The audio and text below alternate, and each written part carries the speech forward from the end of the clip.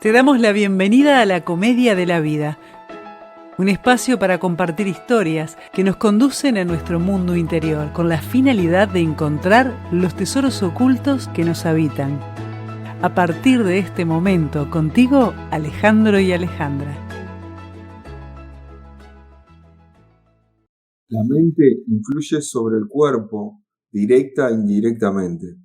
La forma en que pensamos y sentimos afecta a nuestras células y, en última instancia, a nuestra salud. Deepak Chopra.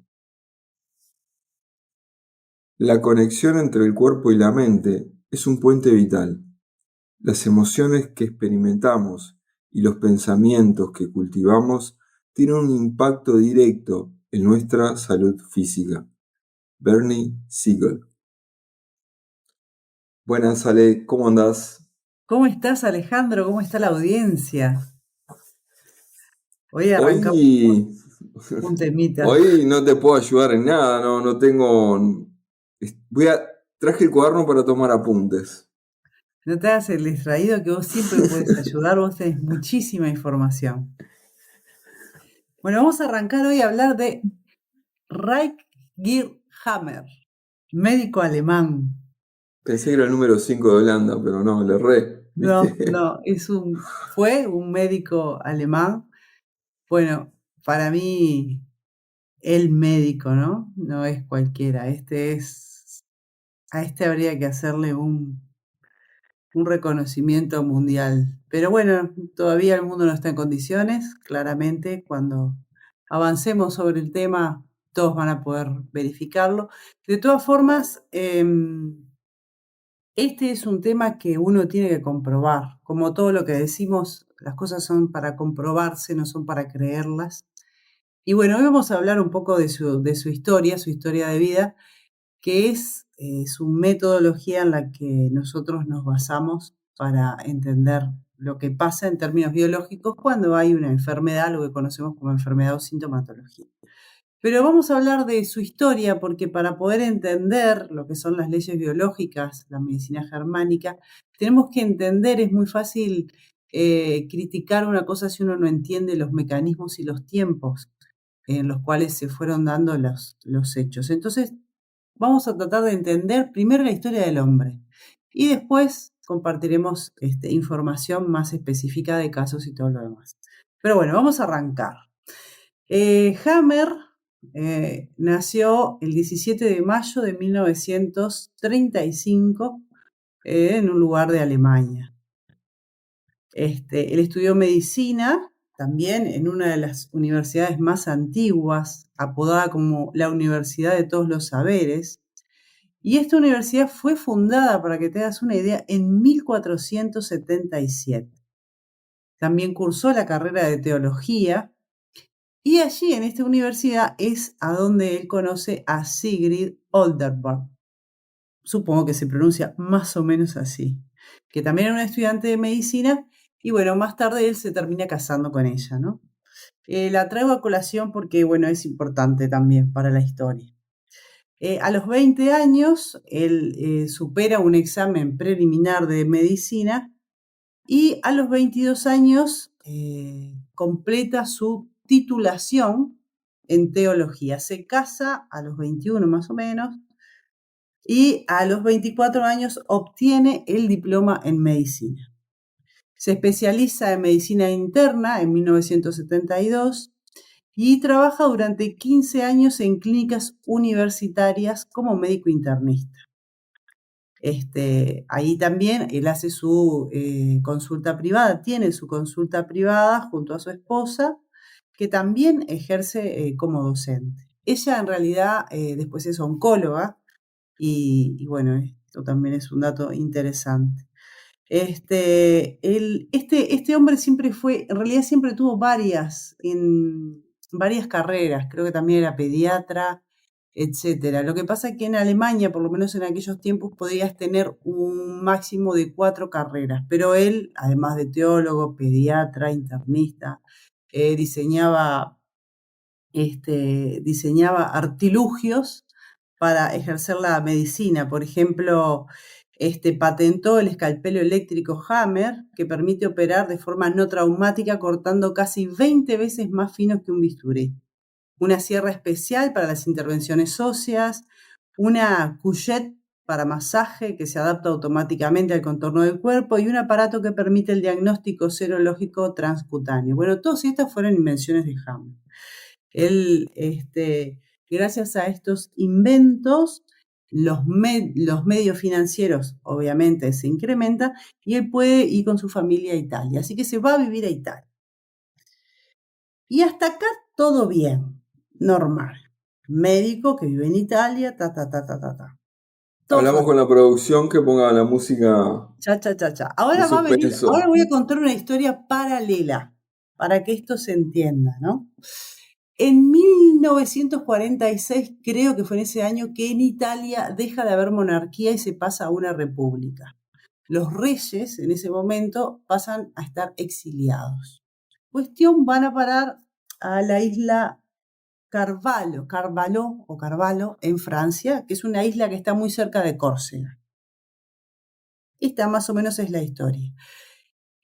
Cuando en 1946 el hijo del rey, del ex rey, tenía 8 años y en 1978 tenía casi 40, 30 y pico. Entonces, el 18 de agosto de 1978 pasa una situación en particular. En realidad, el 17 de agosto, unos, llamémosle, veinteañeros, amigos, gente que se junta, chicos que estaban económicamente bien, se juntan en Cerdeña y se toman en 3 lanchas hasta esa isla en Carvalho.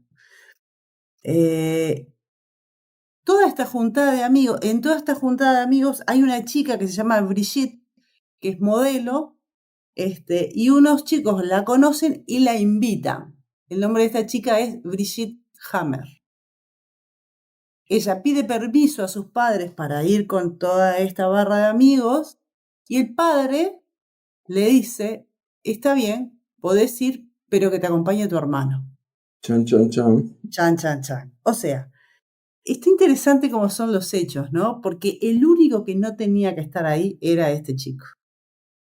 El chico va con ellos, se hace amigo de todos, juegan, pasan un día fantástico jugando en el agua, muy ruidosos, pero está en esta isla, que esta isla prácticamente era como de el rey, ¿no? Era como, y no te voy a decir que era de la isla, obviamente que no, pero estaba como institucionalizado. Él vivía ahí, era una persona con cierta inmunidad diplomática, bla, y como que en algún punto se debe sentir invadido por todos estos ruidosos italianos, que son sus coterráneos en realidad, él estaba exiliado. Pero bueno, estaba todo este mar de fondo, ¿no? Entonces, para llegar en barco hasta ahí, hay un tema de piedras, entonces muchos barcos se rompen las hélices porque hay mucha piedra. Entonces, ¿qué pasa? Se les hace la noche y para volver necesitan ver por esta cuestión. Entonces, al llegar la noche deciden quedarse a pasar la noche ahí porque si vuelven pueden quedar en el camino por esta cuestión de las piedras. Y bueno, se van, se dividen en los barcos, unos se quedan, otros se van.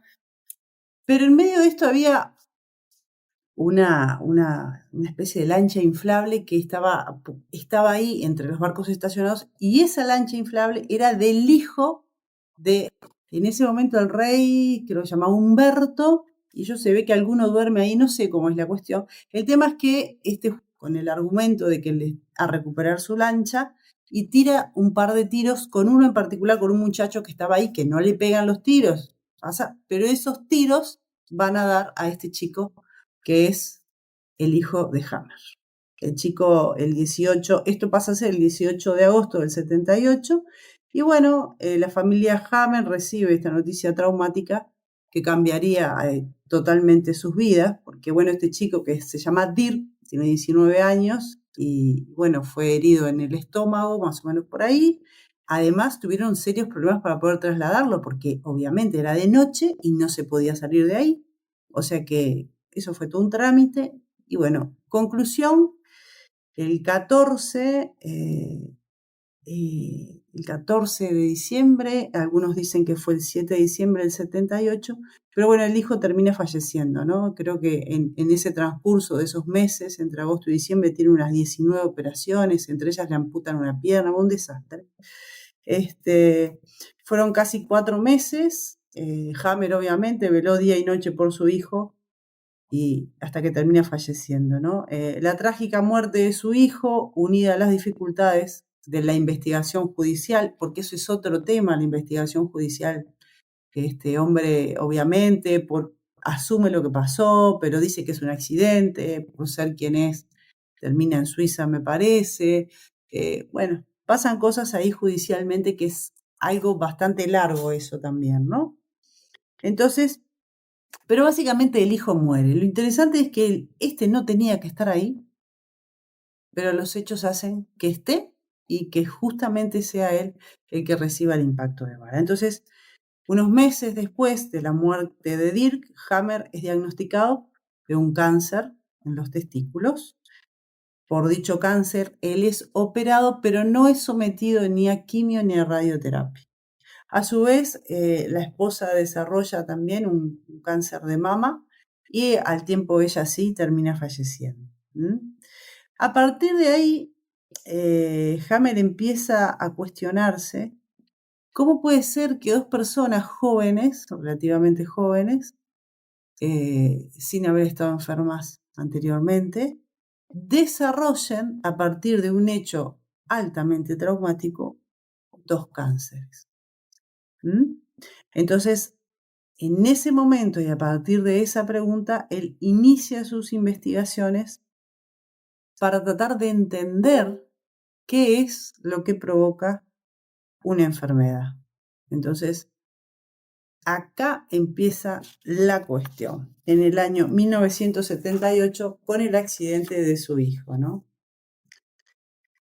Cabe destacar que en esta época Hammer trabajaba como jefe del servicio de medicina interna en una clínica oncológica en la Universidad de Múnich, adscrita a la Universidad de Múnich. Por lo tanto, él estaba en contacto con todo lo que era pacientes, con todo lo que era instrumentos de investigación, llamémoslo así, y historias clínicas, etcétera, ¿no?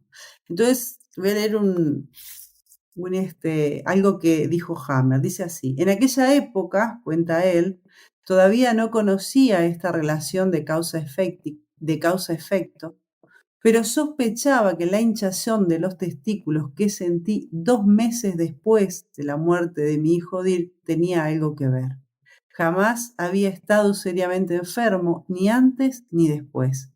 Es así como me vino la idea de verificar, tan pronto como tuviera la oportunidad, si todos los pacientes con cáncer no habrían sufrido antes un choque tan horrible como el mío. Bueno, a partir de ahí empieza a hacer algo que no hace el resto de los doctores, por lo menos en esa época, quizás ahora lo estén haciendo, que es conversar con las personas y preguntarles qué creen que pudo haber causado la sintomatología que están teniendo, ¿no? Para ver qué opinan de su enfermedad y específicamente lo que hace es preguntar si tuvieron alguna situación traumática, algún hecho anterior a la aparición de los síntomas que hubiese marcado esa situación. Entonces, en una muestra, quiero que presten atención a esto, en una muestra de 100 casos de cada tipo de cáncer, no estamos hablando de 100 casos de cáncer, estamos hablando de 100 cánceres de cada tipo de cáncer, se da cuenta que todos tienen un hecho traumático similar y con los mismos matices bien vinculados a un determinado órgano. Entonces empieza a relacionar la vivencia de las personas, lo que viven a nivel psíquico y cuál es el órgano implicado. Entonces ahí empieza a darse cuenta que acá lo que están actuando son leyes de la naturaleza, que son absolutas y que se cumplen al 100%, porque con cada hecho particular hay un órgano particular implicado. Entonces, es importante también aclarar que una ley biológica, podemos relacionarlo con la ley de la gravedad. Nosotros podemos no saber que existe la ley de la gravedad, pero siempre que tengamos algo en la mano y lo soltemos, va a caerse. Entonces, los efectos son independientes del conocimiento que podamos o no tener de la ley. La ley funciona siempre y para todos los casos. Entonces, Hammer comprende que hay una relación estrecha entre la psique y el órgano.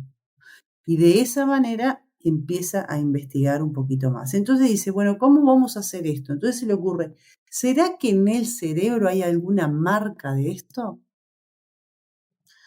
Entonces comienza, él tiene acceso a toda esta maquinaria, la maquinaria de la época para estudiar el cerebro eran las TAC, las tomografías axiales computarizadas. Entonces empieza a hacerle TACs a pacientes que no tienen problemas en su cabeza, sino que su situación tiene que ver con otros órganos.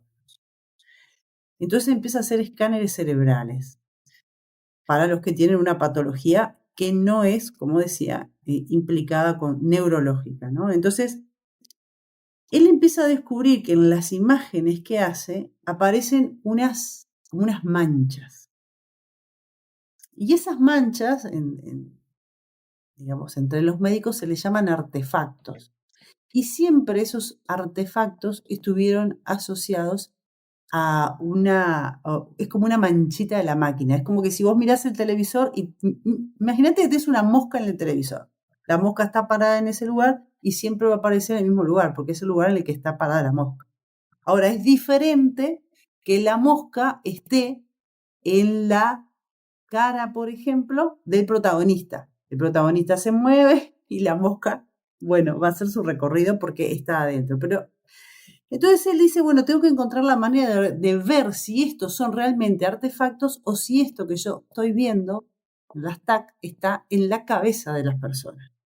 Entonces, ¿qué hace? Se va a la Siemens, que en ese momento era el mayor fabricante de este tipo de instrumentaria en Alemania, y desarrolla un protocolo para hacer durante 6 meses con pacientes, de manera de poder investigar si esos son artefactos de la máquina o si esas manchas están realmente en el cerebro de las personas. Y bueno, se va a la Siemens, como te decía, y resulta que lo que hacen es un protocolo muy sencillo. Hacen el TAC con la cabeza en determinada posición y bueno, el mismo ejemplo que la mosca, ¿no? Si vos movés la cabeza, el artefacto tiene que aparecer en el mismo lugar. Resulta que al mover la cabeza, el artefacto se movía con la cabeza. Por lo tanto, el supuesto artefacto, esa mancha, está en la cabeza y no es un error de la máquina. Bueno, entonces acá empieza a haber un tercer elemento en sus descubrimientos. Primero descubre que hay una relación entre la psique y el órgano y ahora se da cuenta que hay una relación entre la psique, el cerebro y el órgano, porque esas manchas comienzan a aparecer en lugares bien específicos dependiendo del órgano. Entonces él empieza ahí a desarrollar lo que es un mapa cerebral que implica qué órgano está implicado en cada una de esas áreas del cerebro, ¿no? Entonces, lo que había planeado como un protocolo de 6 meses termina siendo de 2 meses porque la evidencia era tan contundente Obvia. que no precisaba seguir haciendo lo mismo 4 meses más, ¿no? Entonces ahí comprueba su descubrimiento y en las imágenes eran realmente afectaciones orgánicas y quedando definida ahí la primera ley biológica, ¿no? Psique, cerebro, órgano, que hay una relación entre los tres. Entonces, Hammer continúa investigando a gran velocidad y descubre que la enfermedad es un proceso bifásico. ¿Por qué se da cuenta de esto? Porque él empieza a ver 2 tipos de imágenes en el cerebro. Una imagen en forma de diana, como cuando tiramos el tiro al blanco que tiene círculos concéntricos, eso es una diana, y hay otra imagen que simplemente son manchas. Entonces se da cuenta que cuando una persona está con el conflicto, lo que llamamos conflicto activo, aparecen las imágenes de diana. Cuando una persona resolvió el conflicto, aparecen las imágenes como una mancha. Entonces ahí se da cuenta que las enfermedades tienen dos formas de expresarse, en el cerebro y bueno, después también en el órgano. O decís, activo es cuando se está generando la enfermedad. Activo, cuando nosotros llamamos conflicto activo, pongamos el ejemplo de Hammer, conflicto activo es, por ejemplo, mientras él está esos 4 meses velando por la salud de su hijo, está en un conflicto de muerte en cuanto a esa posibilidad.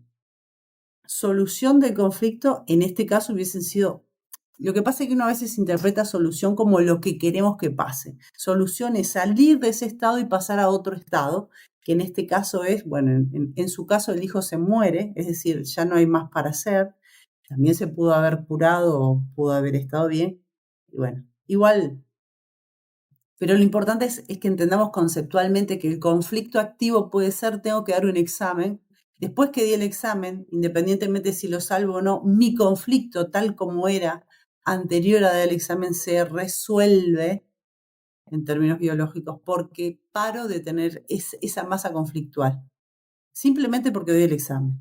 Después puedo tener otros conflictos, que será lo salvé o no lo salvé al examen, ¿no? Por poner una situación sencilla. Pero esa es la diferencia entre conflicto activo y conflicto en solución, en términos biológicos, ¿no? Entonces, en esta fase de investigación, bueno, básicamente ahí él llega a la segunda ley biológica, ¿no? De que los conflictos funcionan en el cerebro y se comportan de manera diferente cuando es un conflicto activo que cuando es un conflicto de solución. Y ahí aparece la segunda ley, que es la ley bifásica de las enfermedades, ¿no? Entonces, en esta fase de investigación, Hammer encuentra algo que no concuerda. ¿Y qué es lo que pasa acá? Muchas veces el conflicto está solucionado, estamos hablando en términos de la psique, pero en el órgano o en la forma en que se expresa es cuando aparece la sintomatología. Entonces, él lleva observado alrededor de 10.000 casos, después de haber trabajado sistemáticamente de forma científica, ¿no? Aplicando el método científico, coleccionando escáneres cerebrales, analizando y analizando y analizando, ¿no? Entonces lo que hace es reagrupar toda esta información, compararlos, documentar las correlaciones entre la psique, cerebro y órganos con una precisión y una exactitud imponente, ¿no? Comprobando que se desprendía un resultado impactante que hasta entonces habría creído imposible. Y es que existe un sistema. Mirá qué interesante esto, ¿no? Entonces dice, se da cuenta que muchas personas durante la fase activa de conflicto desarrollan un tumor que se degrada en fase de solución y que en otros casos pasa exactamente al revés. Entonces, esto es lo que da lo que sería la tercera ley biológica, ¿no? El descubrimiento de estas correlaciones sistemáticas marcó en 1987 el nacimiento de la tercera biológica, que es la confirmación de la segunda ley y constituye la primera clasificación sistemática de lo que la medicina oficial se llama enfermedades de acuerdo a la embriología. Y ahora vamos a explicar. Entonces, ¿qué es lo que pasa? Quiero hacer un paréntesis y que notes que el hijo se muere en 1900, digamos, 78 era. 78, correcto. Y estamos ya en el 87, casi 9 años investigando. O sea que esto no fueron 3 días. Casi 9 años para llegar a la tercera ley biológica. Y la tercera ley biológica es la que habla de la embriología. ¿Por Y qué ahí te acercás a por qué los padres tuvieron cáncer distinto, ¿no? Pero no te voy a hacer spoiler. No, viste que sabías, ¿eh? Entonces, ¿qué pasa con la embriología? Pasa que cuando nosotros, después de la concepción, la célula se divide, y es como que si dijera, un grupo de células dice, bueno, yo me voy a convertir en endodermo. Otro grupo de células dice, yo me voy a convertir en mesodermo, y otro grupo de células dice, yo me voy a convertir en ectodermo. Estas son las 3 capas embrionarias de las cuales derivan todos nuestros sistemas biológicos. Entonces, en el endodermo tenemos todos los órganos que tienen que ver con la supervivencia. En el mesodermo tenemos todos los órganos que tienen que ver con la protección y el movimiento y el traslado, y en el ectodermo tenemos todos los órganos que tienen que ver con la comunicación y la relación. Explico un poco mejor, y en el caso del mesodermo tengo que aclarar que se divide en 2. El mesodermo tiene un mesodermo antiguo y un mesodermo nuevo. Y a su vez, cada una de estas capas embrionarias están controladas por las partes específicas del cerebro que él ya había descubierto antes, los que se llaman los relés, que son los focos de Hammer, que en honor a su hijo le llamó los focos de Dirk Hammer, ¿no? Entonces, esto fue un imponente descubrimiento que él hace, ¿no? La tercera ley llevó a Hammer a la cuarta ley, que justamente la cuarta ley habla de que las enfermedades supuestamente infecciosas estaban siempre precedidas por una fase de actividad conflictual, y es únicamente una vez que se ha resuelto el conflicto cuando los microbios pueden entrar en acción y activados y dirigidos por el cerebro. Esta es una de la cuarta ley, es la ley más controversial en toda esta historia. Sí, decime, Alejandro. No, que capaz que podés clarificar un poquito el tema de las etapas embrionarias. Son distintas etapas de la evolución, ¿no? ¿A Sí, qué quiere decir mesodermo? ¿Qué diferencia tiene? Porque son distintas son instancias capas de la embrionarias evolución del hombre. que, ahí va. Él lo que dice es que la relación que no podemos descartar el aspecto ontogenético de cómo funcionan las enfermedades. ¿Qué significa esto? Ontogenético significa desarrollo referido al periodo embrionario. Entonces, como te decía, nosotros cuando después de la concepción se generan 3 capas embrionarias. Estas capas embrionarias van construyendo diferentes órganos. Por ejemplo, los órganos vitales, vamos a llamar, los órganos que nos permiten, el intestino, por ejemplo, los órganos que nos permiten, todo el aparato digestivo, el intestino, los órganos que nos permiten la reproducción, todos esos son órganos que corresponden al endodermo. Cuando nosotros hablamos de mesodermo antiguo, estamos hablando de todo lo que es protección. Acá tenemos las meninges, las pleuras, etc. Todo lo que es protección corresponde a esos órganos. El peritoneo, bueno. Digo rápido porque si no estamos con el tiempo justito ya. Y después tenemos el ectodermo, que tiene que ver con lo que es la comunicación. En el ectodermo tenemos todo lo que es lo más complejo, ¿no? Entre ellos tenemos la piel, todo lo que son, lo que conduce, porque por ejemplo dentro de cada órgano tenemos partes que son como conductos. Todo lo que es conducto es ectodermo, etcétera, ¿no? Entonces, ¿qué significa esto? Que si yo tengo, vamos a poner un ejemplo bien fácil de entender, que nos ayude también a entender la cuarta ley, que es de la que estaba hablando. Si yo, por ejemplo, estoy en una guerra, yo voy a tener un conflicto, seguramente, es más habitual, es un conflicto de miedo por mi vida. Miedo por mi vida me va a generar biológicamente, mi biología, al resolver esto, porque mi conflicto es tan grande que no lo puedo resolver, lo va a pasar a resolver a mis pulmones, que son los órganos de la vida. Entonces, ¿qué va a hacer? Va a ser más pulmón. ¿Sí? Entonces, eso es endodermo. Yo, en conflicto activo, voy a tener la necesidad de respirar, pero no es porque no pueda respirar, es porque yo estoy con un conflicto de perder mi vida. Voy a hacer más pulmón. Cuando se termina la guerra, esa masa que se genera en conflicto activo tiene que salirse. El cerebro manda la orden inversa. Dice, bueno, ahora que se terminó la guerra, ya está, vos tenés que volver a la normalidad del pulmón. Entonces, acá lo que la persona va a tener, por eso se daba mucho, nosotros lo sabemos por los libros de historias, que antes en las guerras había mucha tuberculosis. ¿Por qué? Porque estas son las bacterias que van a degenerar esa masa que se formó en fase de conflicto activo. Y acá tenemos la cuarta ley que estaba explicando hace un ratito. Y acá tenemos la relación psique-cerebro-órgano. Mi psique tiene el conflicto, el órgano hace lo que tiene que hacer y obviamente eso queda marcado en el cerebro independientemente si estoy en conflicto activo o en solución. ¿Sí? Bien. Y eso más o menos creo que ahí quedó claro.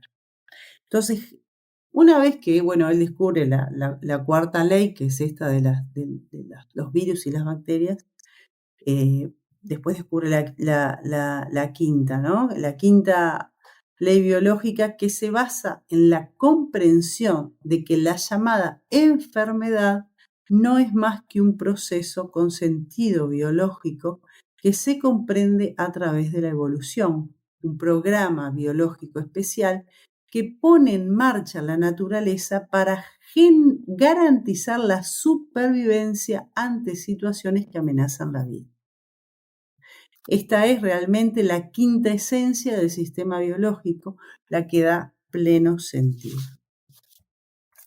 Y bueno, y lo que voy a contar ahora está tomado incluso de lo anterior también, que estaba resumido de la página de leyes biológicas, porque acá habla del final de su vida, que voy a contar un poquito qué pasó, y lo voy a leer tal cual, porque está muy bien explicado, porque realmente lo que hizo este hombre y los descubrimientos a lo largo de la vida y lo que le pasa a él como persona es tremendo, ¿no? Empieza con la muerte del hijo y termina con esto que les voy a contar ahora. Entonces, en octubre de 1981 propuso su investigación como tesis postdoctoral para obtener la habilitación de una cátedra dentro de la Universidad de Tübingen en Alemania y se le permitiese seguir investigando y desarrollando sus descubrimientos. Para su sorpresa, en mayo de 1982, el comité de la universidad rechazó su trabajo y rehusó evaluar su tesis, sin haber procesado ni la más mínima comprobación, lo que la misma universidad reconocería más tarde durante un tribunal. Se le retiró el material de su investigación y se cerró el tema, un caso sin precedentes. Naturalmente, el doctor Hammer comprendía el porqué de este rechazo, pero continuó con su trabajo e insistió en su habilitación. Poco después le fue dado un ultimátum para que abandonara sus afirmaciones y abjurara de lo que él llamó la ley de hierro del cáncer, para poder volver a la práctica médica conforme a los lineamientos de la medicina oficial. Fue extremadamente difícil para él entender por qué estaba siendo expulsado de la clínica al presentar descubrimientos científicos bien fundamentados. Rehusó a renunciar a sus descubrimientos sobre el origen del cáncer y las enfermedades y a regirse por lo establecido oficialmente, por lo que después de que lo dieron de baja se retiró a su práctica privada, donde continuó con la investigación por sus propios medios. Los bloqueos continuaron por algunos años hasta que en 1986 una sentencia del Tribunal de la Corte de Chamberí de Argentina le prohibió continuar la práctica médica, retirándole la licencia a pesar de que su trabajo científico nunca fue desaprobado. A la edad de 51 años ya no tiene el derecho de recibir un solo enfermo. Por mediación de un mandato, el juez del Tribunal de Colonia incluso llega a aconsejarle cambiar de oficio y no ejercer nunca más la medicina. Privado de su licencia médica y sin medios financieros, el doctor Hammer dependía ahora de otros médicos para obtener escáneres cerebrales y registros médicos indispensables para continuar investigando. Su trabajo siguió siendo atacado y bloqueado hasta pasar a ser un tema de los medios de comunicación que lo presentaban como charlatán, sanador milagroso autoproclamado, líder de culto criminal demente, quien negaba a los pacientes los tratamientos convencionales. Esta situación empeoró hasta llevarlo a prisión en 2 ocasiones. Aunque usted no lo crea, este hombre estuvo preso.